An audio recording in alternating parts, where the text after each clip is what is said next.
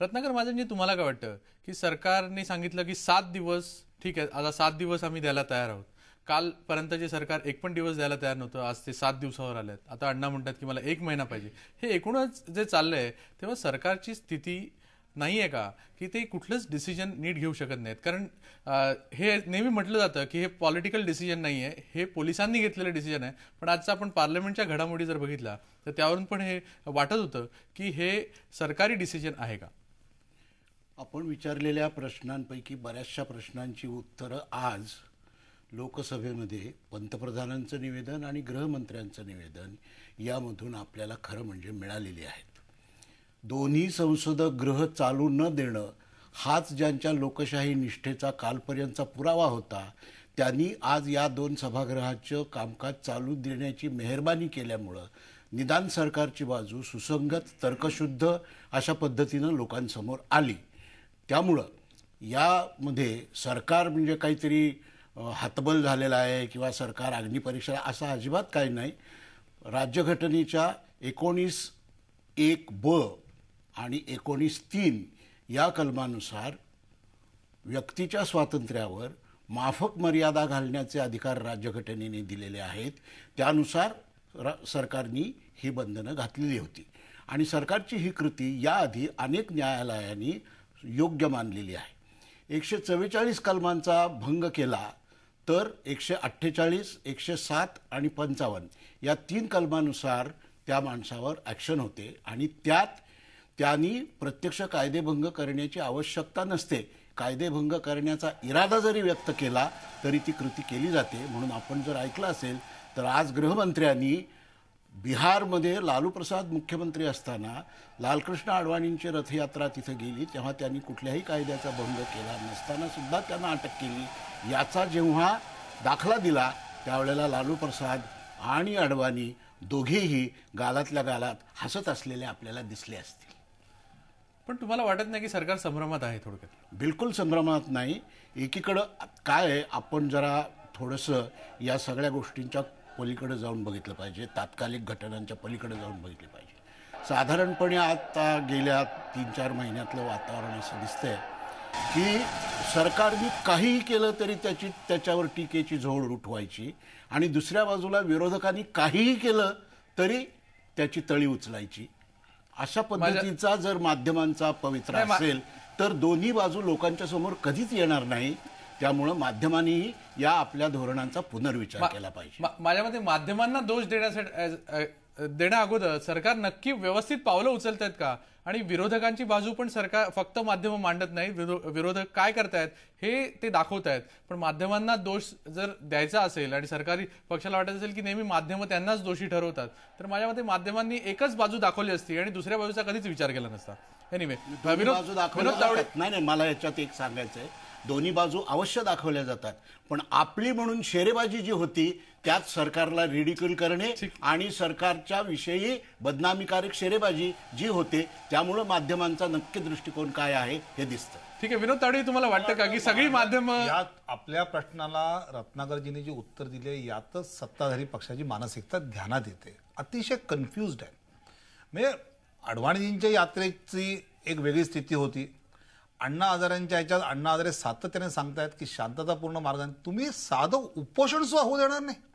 म्हणजे अशा पद्धतीचं कधीच झालं नव्हतं या देशात. आणीबाणी असेल तर म्हणजे तुम्हाला कायद्याची कलमं सगळी आहेत हो, पण याच घटनेने माणसाला स्वातंत्र्याचा अधिकार दिलाय. आणि अण्णांचं आंदोलन जे जे चालू आहे आतापर्यंत यात कुठेही हिंसा झालेली नाही, यात कुठेही दगडफेक झालेली नाही.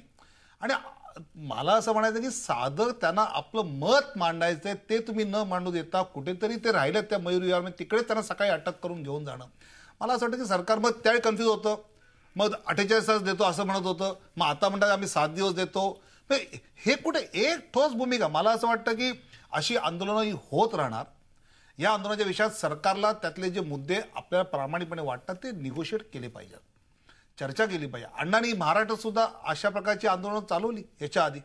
त्यावेळी सरकारने त्यावेळी पावलं उचलली, चर्चा केली, जे योग्य आहे ते ॲक्सेप्टही केलं.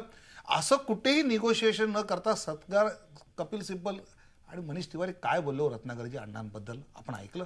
अरे तुरेच्या भाषेत सत्ताधारी पक्षाचा प्रवक्ता मनीष तिवारी बाकी गोष्टी अनेक वेळा चांगल्या मांडतात, पण इतके कन्फ्यूज आहेत आणि इतके चिडलेत आतून की त्यांना कळत नाही की कसं हे आवरायचं. मला असं वाटतं की अण्णा आणि त्यांच्या टीमवर जर नीट निगोशिएशन सगळ्या पद्धतीने करता आली तर अनेक वेळा अण्णांनी सरकारला नेहमीच झुकतं माप दिलेलं आहे विरोधकांपेक्षा, अनेक वेळा संधी दिलेल्या आहेत. महाराष्ट्रात अनेक अल्टिमेटम त्यांनी पुढे ढकलले आहेत. सरकारला करायचं आहे तर त्यांचा प्रयत्न अक्रॉस द टेबल चर्चेने करण्याचा असतो. ज्यावेळेस सरकार ॲडमंट आहे, माझ्याकडे काही जादूची कांडी नाही, जे अरुण जेटली म्हणले ते खरं आहे, पॉलिटिकल विल पाहिजे पंतप्रधानाला, जादूची कांडीची गरज नसते, ते विल दिसत नाही आणि त्यामुळे हा प्रश्न निर्माण झाला, हे यातलं वास्तव आहे. आपली पॉलिटिकल विल याआधी दिसलेली आहे. प्रणब मुखर्जींनी ज्या वेळेला असं सांगितलं की गृहमंत्र्याच्या माझ्या अध्यक्षतेखाली स्टँडिंग कमिटीची जी शिफारस होती ती जून 2003 मध्ये मी लोकसभेत मांडलेली होती, त्यानंतर 2 वर्ष आपलं सरकार होतं, what prevented you from bringing the Lokpal bill, हा प्रश्न त्यांनी लोकसभेत विचारला, त्यावर कुणीही उत्तर दिलेलं नाही. माझं म्हणणं की माझ्या लोकसभेत ते बिल मांडण्यात होतो, हे इतके वर्ष सत्तेत आहेत, त्याचं रत्नाकरची काय 2 वर्ष आमच्या 700 दिवस 70,000 दिवस झाले हो.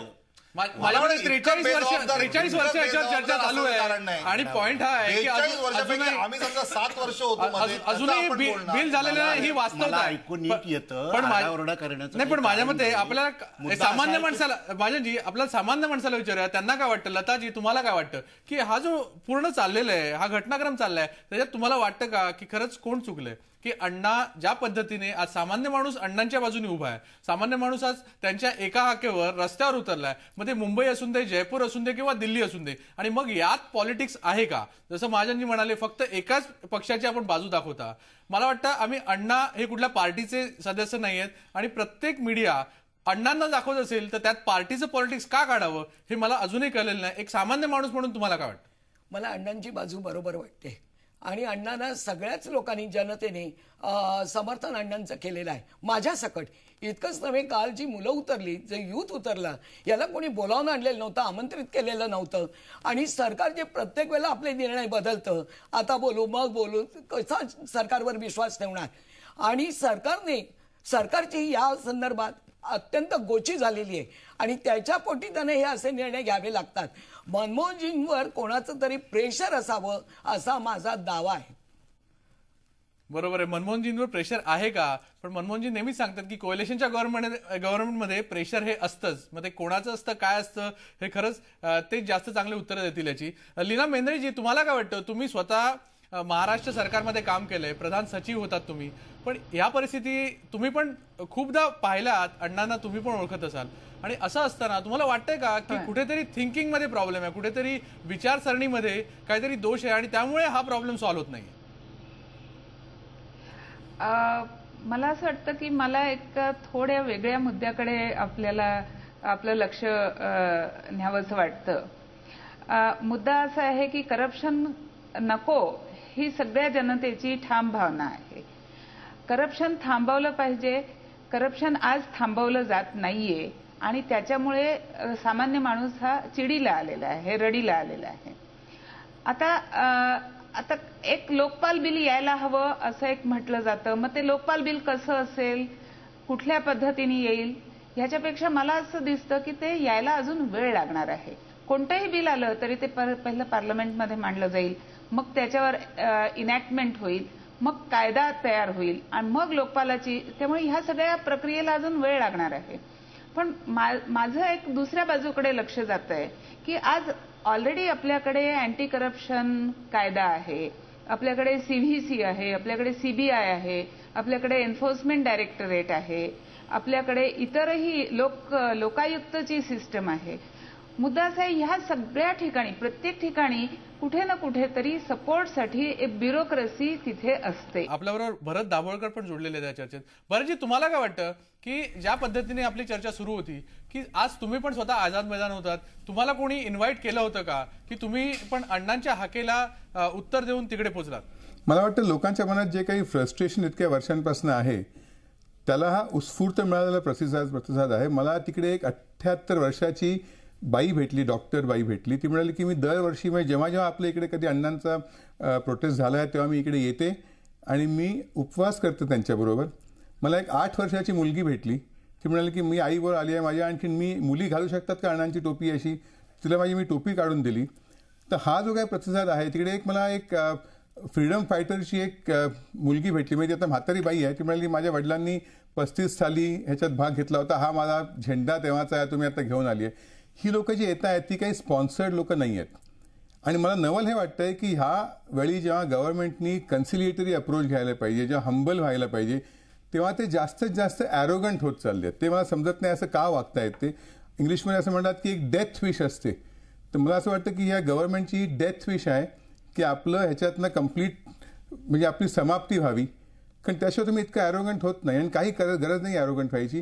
दिस is not against a government, this is against a system. म्हणजे आमचा जो सपोर्ट आहे तो अण्णा ह्या व्यक्तीला नाही आहे, आमचा ह्या कॉजला आमचा सपोर्ट आहे. Anna is a symbol of that cause. तर हे गव्हर्नमेंट लक्षात घेत नाही आहे. म्हणजे हे अण्णांना सपोर्ट कोणी करत नाही आहे, हा कॉजला सपोर्ट करतायत लोक. त्यामुळे तुम्ही अण्णाला नावं ठेवून तुम्हाला तुमचं काही त्यातनं साध्य करता येणार नाही आहे. बरोबर आहे. महाजनजी हसतात. महाजनजी तुम्हाला काय वाटतं की जसं भरत दाभोळकर म्हणाले की खरंच कॉजला सपोर्ट आहे आणि प्रत्येक माणूस हे म्हणतो की त्यांना आज करप्शन नको आहे. नाही, हे बरोबरच आहे, त्याचा काही सवालच नाही. आज आपल्या देशामध्ये एकही राजकीय पक्ष असा नाही की जो म्हणतो की भ्रष्टाचार आम्हाला चालेल, असा एकही राजकीय पक्ष नाही. पण वागत मात्र नाही. त्यामुळं मुळामध्ये असं आहे की भ्रष्टाचार हा फार पुरातन विषय आहे.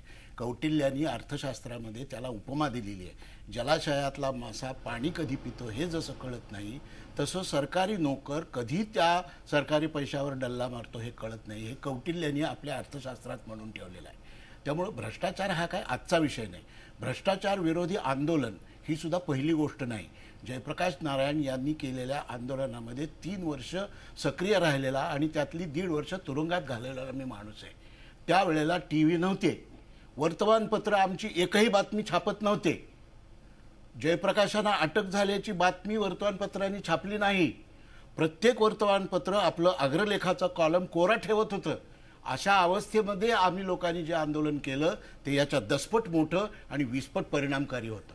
त्यामुळे भ्रष्टाचारी आंदोलनाच्या बाबतीत नव्यानं धडे कुणाकडनं घेण्याची काय आवश्यकता या समाजाला असं मला वाटत नाही. मुद्दा असा आहे की भ्रष्टाचार या विषयावर सर्वांचं एकमत असताना, सहमती असताना सुद्धा तो का कमी होत नाही. तर आज असलेले कायदे आणि त्या कायद्यांची अंमलबजावणी करण्याची न्यायप्रणाली यामध्ये अक्षम्य दिरंगाई होते.